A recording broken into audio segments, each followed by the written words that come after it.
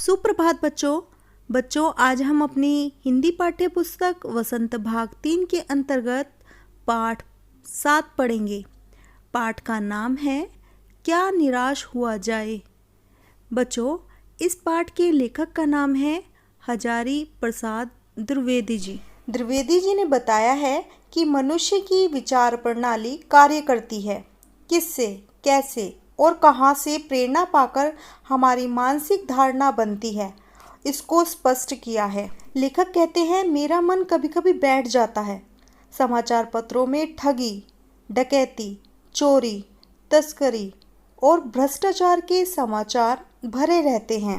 आरोप प्रत्यारोप का कुछ ऐसा वातावरण बन गया है कि लगता है देश में कोई ईमानदार आदमी रह ही नहीं गया। लेखक के कहने का अर्थ है कि ईमानदारी मानो खत्म ही हो गई है। हर व्यक्ति संदेह की दृष्टि से देखा जा रहा है। जो जितने ऊंचे पद पर है उनमें उतने ही अधिक दोष दिखाई देते हैं। बच्चों, लेखक ने कितनी सुंदर बात कही है कि जो व्यक्ति बहुत सच्चाई से, ईमानदारी से समय पे कार्य पूरा करता है और सभी लोग क्या करते हैं, उसको दोषी कहते हैं, उसमें दोष ढूंढते हैं, उसको बुरा व्यक्ति कहते हैं। बच्चों, इसमें लेखक अपनी पहली घटना बताते हैं कि एक बहुत ही बड़े आदमी ने एक बार मुझसे कहा था कि इस समय सुखी वही है जो कुछ करता ही नहीं है। जो कुछ करेगा, जो व्यक्ति काम करेगा, उसमें लोग दोष खोजने लगेंगे, उसकी बुराइयां करेंगे, उसके सारे गुण भुला दिए जाएंगे और दोषों को इतना बड़ा चढ़ाकर दिखाया जाएगा जानो इनसे बड़ा कोई दोषी है ही नहीं। बच्चों, यही कारण है कि हर व्यक्ति दोषी अधिक दिख रहा है, गुणी कम या बिल्कुल भी नहीं।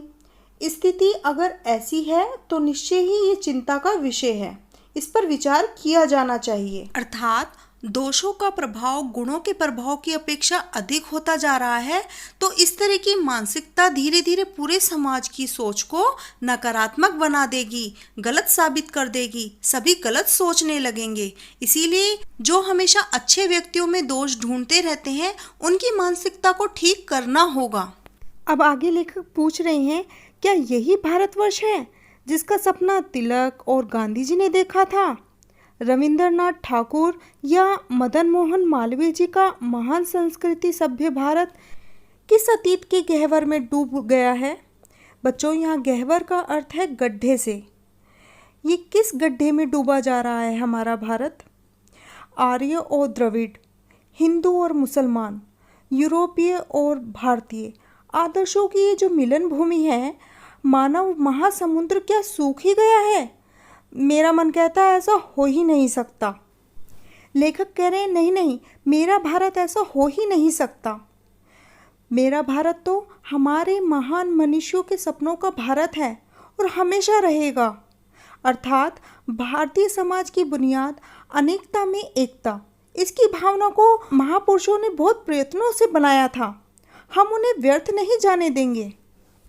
हाँ, हम ये तो कह सकते हैं, ये सही है कि इन दोनों कुछ ऐसा माहौल बन रहा है कि जो ईमानदार हैं, मेहनत करके अपना जीवन चलाते हैं, वो पिस रहे हैं और झूठ और फरेब का रोजगार करने वाले लोग फल फूल रहे हैं।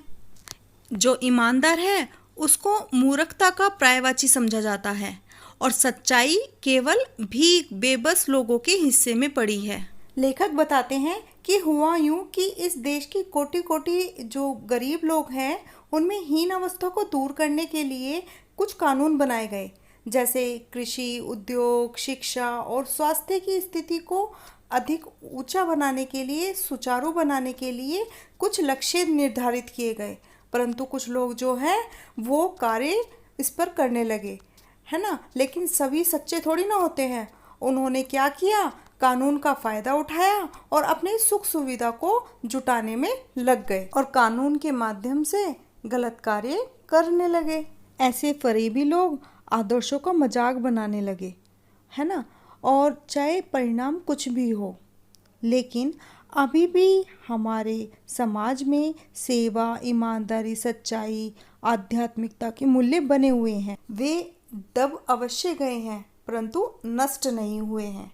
आज भी वह मनुष्य से प्रेम करता है, महिलाओं का सम्मान करता है, झूठ और चोरी को गलत समझता है और दूसरों को पीड़ा पहुंचाना पाप समझता है।